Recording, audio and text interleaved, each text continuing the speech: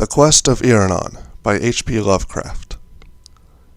Into the granite city of Teloth wandered the youth, vine-crowned, his yellow hair glistening with myrrh, and his purple robe torn with briars of the mountain Sidrek that lies across the antique bridge of stone.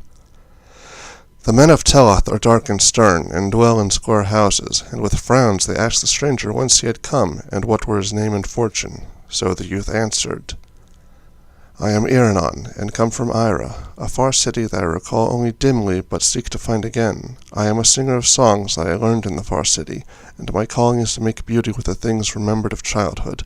My wealth is in little memories and dreams, and in hopes that I sing in gardens, when the moon is tender, and the west wind stirs with the lotos buds. When the men of Teloth heard these things, they whispered to one another, for though in the granite city there is no laughter or song, the stern men sometimes look to the Carthian hills in the spring and think of the lutes of distant Unai whereof travelers have told. And thinking thus, they bade the stranger stay and sing in the square before the tower of Malin, though they liked not the color of his tattered robe, nor the myrrh in his hair, nor his chaplet of vine leaves, nor the youth in his golden voice. At evening Iranon sang, and while he sang an old man prayed, and a blind man said he saw a nimbus over the singer's head.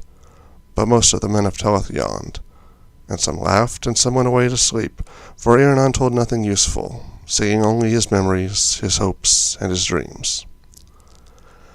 I remember the twilight, the moon, and soft songs, and the window where I was rocked to sleep, and through the window was the street where the golden lights came, and where the shadow danced on the houses of marble.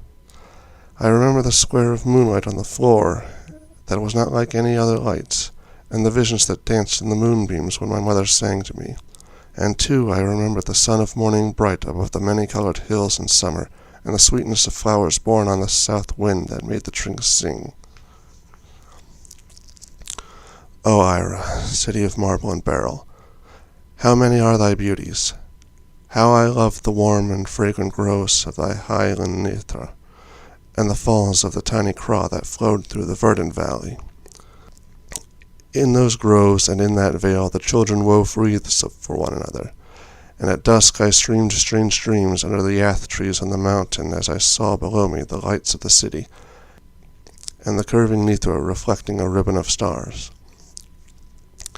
And in the city were palaces of veined and tinted marble, with golden domes and painted walls, and green gardens with cerulean pools and crystal fountains.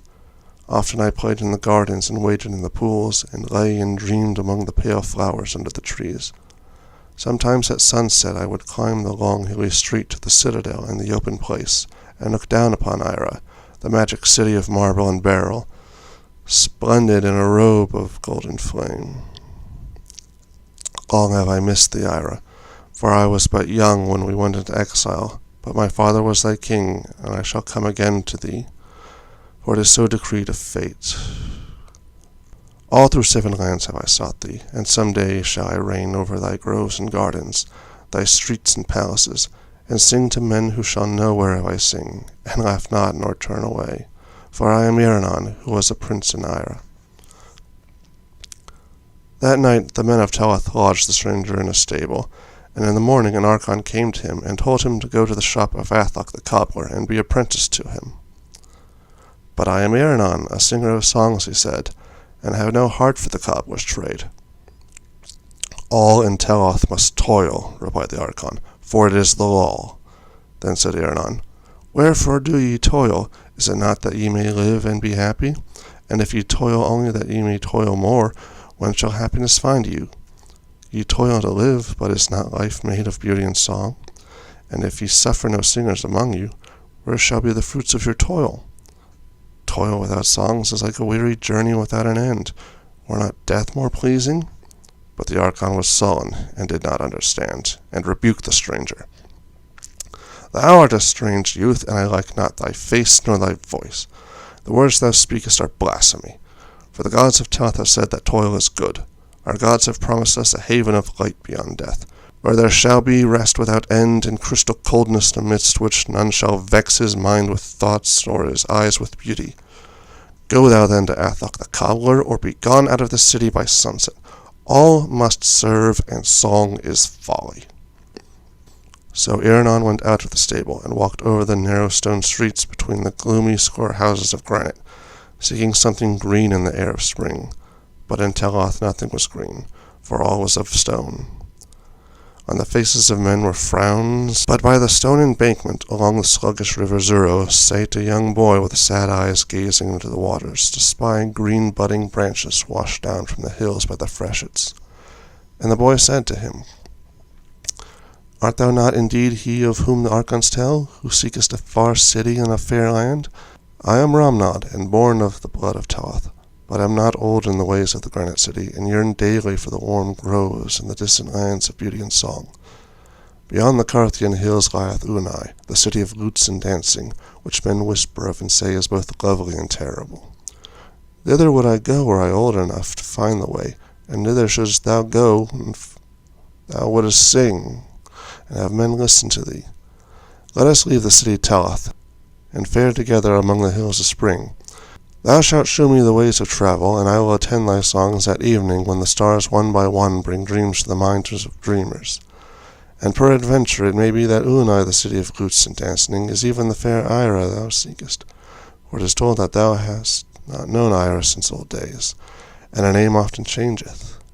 Let us go to Unai, O Iranon of the golden head, where men shall know our longings and welcome us as brothers, nor ever laugh or frown at what we say." And Iranon answered, "Be it so, small one. If any in this stone place yearn for beauty, he must seek the mountains and beyond. And I would not leave thee to pine by the sluggish Zuro. But think not that delight and understanding dwell just across the Carthian hills, or in any spot thou canst find in a day's or year's or a lustrum's journey. Behold, when I was small like thee, I dwelt in the valley of Narthos by the frigid Zari, where none would listen to my dreams, and I told myself that when I was older I would go to Sinara on the southern slope, and sing to the smiling dromedary men in the marketplace. But I went to Sinara. I found the dromedary men all drunken and ribald, and saw that their songs were not as mine. So I traveled in a barge down the Zari to Onyx Wold Jarin, and the soldiers at Jarin laughed at me and drave me out, so that I wandered to many other cities. I have seen Stethalos, that is below the great cataract, and have gazed on the marsh where Sarnath once stood. I have been to Thra, Ilarnek, and Gadatheron on the winding river Ai, and have dwelt long in Olatho in the land of Lomar.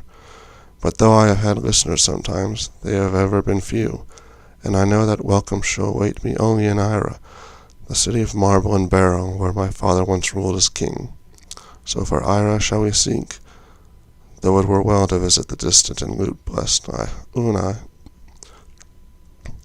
Though it were well to visit distant and lute-blessed Unai across the Carthian hills, which may indeed be Ira, though I think not. Ira's beauty is past imagining, and none can tell of it without rapture, whilst of Unai the camel-drivers whisper leeringly." At the sunset Iranon and small Ramnod went forth from Teloth, and for long wandered amidst the green hills and cool forests. The way was rough and obscure, and never did they seem near to Unai, the city of lutes and dancing. But in the dusk, as the stars came out, Iranon would sing of Ira and its beauties, and Ramnod would listen, so that they were both happy after a fashion. They ate plentifully of fruit and red berries, and marked not the passing of time. But many years must have slipped away. Small Ramnod was now not so small, and smoked deeply instead of shrilly, though Iranon was always the same, and decked his golden hair with vines and fragrant resins found in the woods. So it came to pass one day that Ramnod seemed older than Iranon, though he had been very small when Iranon had found him watching for green budding branches in Teloth beside the sluggish stone-bank Zuro. Then one night, when the moon was full, the travelers came to a mountain crest and looked down upon the myriad lights of Unai. Peasants had told them that they were near, and Iranon knew that this was not his native city of Ira. The lights of Unai were not like those of Ira, for they were harsh and glaring, while the lights of Ira shined as softly and magically as shone the moonlight on the floor by the window where Iranon's mother once rocked him to sleep with song. But Unai was a city of lutes and dancing. So Iranon and Ramnod went down the steep slope, that they might find men to whom songs and dreams would bring pleasure. And when they were come into this town, they found rose-wreathed revellers bound from house to house, and leaning from windows and balconies, who listened to the songs of Iranon and tossed him flowers and applauded when he was done. Then for a moment did Iranon believe he had found those who thought and felt as he, though the town was not 100th as fair as Ira. When dawn came, Iranon looked about with dismay, for the domes of Unai were not golden in the sun, but grey and dismal, and the men of Unai were pale with revelling and dull with wine, and unlike the radiant men of Ira. But because the people had thrown him blossoms and acclaimed his songs, Iranon stayed on, and with him Ramnad, who liked the revelry of the town and wore in his dark hair roses and myrtle. Often at night Iranon sang to the revellers, but he was always as before, crowned only with the vine of the mountains, and remembering the marble streets of Ira and the high Nithra, and the frescoed halls of the monarch did he sing upon a crystal dais raised over a floor that was a mirror. And as he sang, he brought pictures to his hearers till the floor seemed to reflect old, beautiful, and half-remembered things, instead of the wine-reddened feasters who pelted him with roses. And the king bade him put away his tattered purple, and clothed him in satin and cloth of gold, with rings of green jade and bracelets of tiny ivory, and lodged him in a gilded and tapestried chamber on a bed of sweet carven wood, with canopies and coverlets of flower-embroidered silk. Thus dwelt Iranon in Unai, the city of flutes and dancing. It is not known how long Iranon tarried in Unai. But one day the king brought to the palace some wild whirling dancers from the Iranian desert, and dusky flute players from Drinan in the east. And after the revellers threw their roses not so much at Iranon as the dancers and the flute players.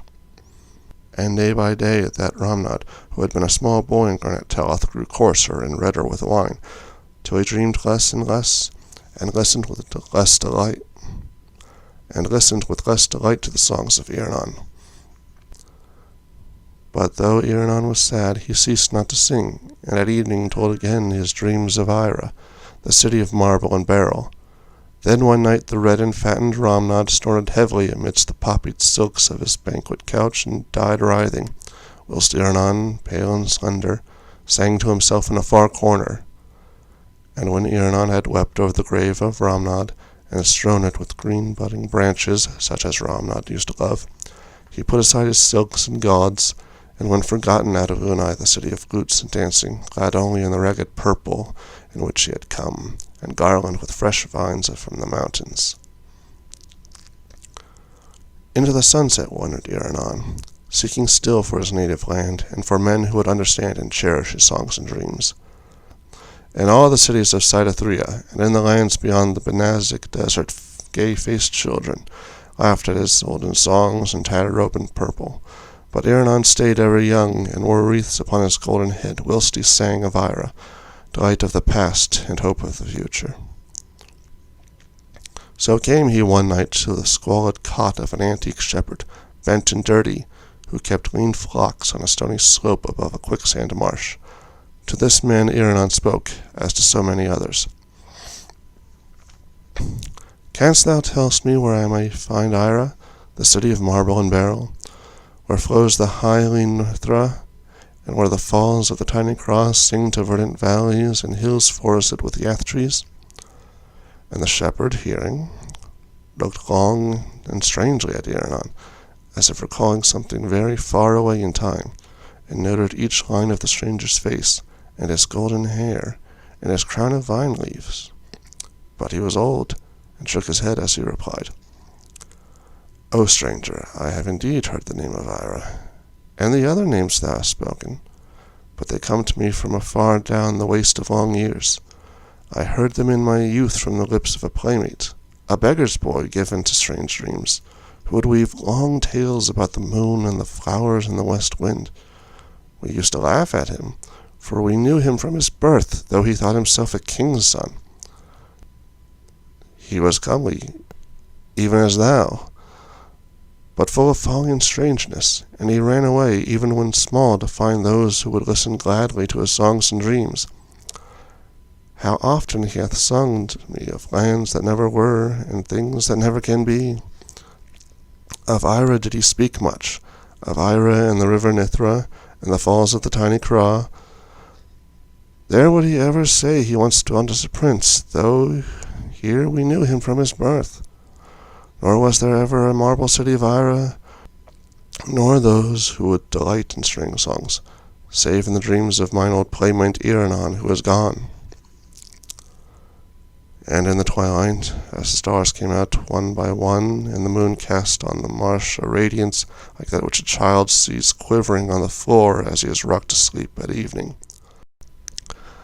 there walked into the lethal quicksands a very old man in tattered purple, crowned with withered vine leaves, and gazing ahead as if upon the golden domes of a fair city where dreams are understood. That night something of youth and beauty died in the elder world.